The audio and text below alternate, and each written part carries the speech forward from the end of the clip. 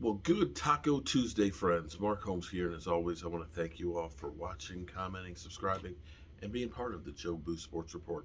Without you guys, as well as you ladies, you know that this literally does not work. You know, one of the things that made Bill Belichick great. Now, I know Bill Belichick is on some hard times after losing Tom Brady last year and all the players that went out on COVID. And he started out kind of rough, but all of a sudden, New England seems to be coming on. And see, that's what I tell you, don't sleep on those guys. I'm betting that they're going to be a playoff team because, again, Mac Jones is beginning to get himself together, and they're being able to make some damage. The thing that Bill Belichick would always do is he would give you something different every single time. You never knew what was going to come at you. Give you an example. I remember one time the defensive linemen, all the defensive linemen are up in a 2-point stand. You know, 2-point stance. That's basically you're standing like a linebacker, as opposed to a 3-point stand having one hand down, or a 4-point having 4 points. So having a nose guard standing up, you're an offensive lineman and you're looking like, what are they doing? Why are they all standing up? It sows in your head momentary lapse of, what the fuck am I looking at? What are they doing? And that moment is all it takes to be a difference maker in a play. Sow a little bit of a doubt or wonder or curiosity of what's going on. For some guys, it's being a trash talker. Charles Haley would get in your head because you look and say, this motherfucker's crazy. You might pull out a bat and beat me upside the head. And that moment of doubt, he's flown past you, getting a sack. But this is what Bill Belichick would do. He would come up with a wrinkle that would make you stop and say, I ain't seen that before. And see, here's the thing about football. You want to go where they're not going. You want them to think that you're doing one thing when you're actually doing another. When you become predictable, it's hard to change. And that's one of the problems and the downfalls of Jason Garrett in a system. Everybody knew exactly what we were doing. And so it's easier to stop when you know what they're doing. Enter Kellen Moore, who has been like this mad scientist, this crazy guy. We go out the first week and we throw like crazy against Tampa Bay, hardly even touch running the ball. The next week we go out, we run the hell out of the rock.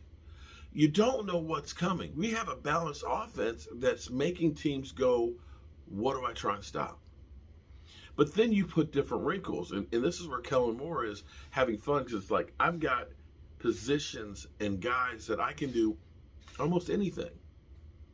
The fact that we have extra offensive line, this is one that threw me big time. And this is because we've got Connor McGovern and Lyle Collins, guys that can be starting on offensive lines in the NFL. Yes, guys that can be starting on offensive lines right now in the NFL. And we had them back in the backfield. All right, so you're a defensive lineman right now. You're a cornerback. You're a linebacker. You're a safety. And all of a sudden you see Terrence Steele, Zach Martin, Tyler Badish, Connor Williams, Tyron Smith, Connor McGovern, and Lyle Collins. That's 7 offensive linemen. 7. If you are a defensive back and you're thinking that this is a wishbone or an inverted wishbone, you're praying that they're not coming outside. Because the last thing you want to see is Connor McGovern and Connor Williams leading the way, and I'm a 210-pound cornerback, and I got all this stuff. That's literally like being on the train tracks, and you got 4 locomotives that are flying down the road, pulling about 1.5 miles of cars. They're going to run everything over, and no questions asked. So, look at this. Let's see. Look at this. Look at that. What are you? If you're a defensive lineman and a linebacker, what are you thinking? Okay. Oh. Look at this. My man's pushing, he's pointing over here. This guy's going over here. This guy's looking. They're trying to figure out what to do. You only have 2 receivers in this. 2 receivers in the route. You got CeeDee Lamb over here and Amari Cooper over there. So you figure with one-on-one coverage right there and the safeties, they should be able to cover them, right? But they're confused. They're dazed. Now watch. Look at a point. Okay, look, he's pointing over here. This safety's walking over here, right? So you actually have 2 guys for each receiver, right? You got 2 guys over here for Amari. You got the safety over here, which should be helping right there, right? Now stop. Look at this. So we got these 2 guys should be able to cover Amari, and the safety over the top and him should be able to cover Amari Cooper. But you see, you got 7 men in the box that are worried about this freight train coming down their throat. Now watch. This amazes the hell out of me. Okay? So the ball snapped. This is play action to the nth degree. Here we go. We got them stepping up, okay? Fake it to Zeke. So keep in mind, there's 2 receivers and 4 D-backs. Look at how wide open CeeDee Lamb is. You see how wide open CeeDee Lamb is? He's wide open. Why? Because you confused him. How are you going to have 2 offensive linemen, like 2 fullbacks, in the backfield? There's no tight ends. There's only 2 wide receivers. What the hell do we do? This, my friends, making a difference, a major difference.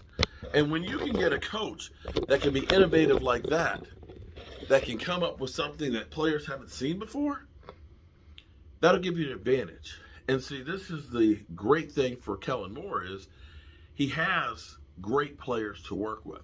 You know, let's be clear here. You can't do that with just anybody.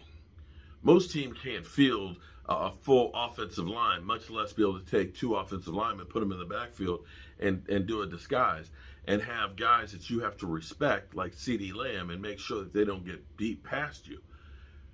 But still, the innovation that you're seeing with Kellen Moore right now is off the chain. And this is what really helped us propel us to a victory, having a backup quarterback running the offense. I've never seen anything like that before. And it's kind of like every week you come out and say, I wonder, it's kind of like you go to a new restaurant. I wonder what the special is going to be today. Bet it's going to be good, because Kellen Moore is cooking up. He's cooking up some really good stuff, and you have to love it if you're a Cowboys fan. We haven't seen so much different looks, so much motion, and guys understanding what their role is and what they're supposed to be doing in a long, long time. Innovation, well, here's where I hate to keep pounding on Jason Garrett. Jason Garrett was a player's coach. He was a friend of the players. And sometimes as a friend, it's hard to be a leader.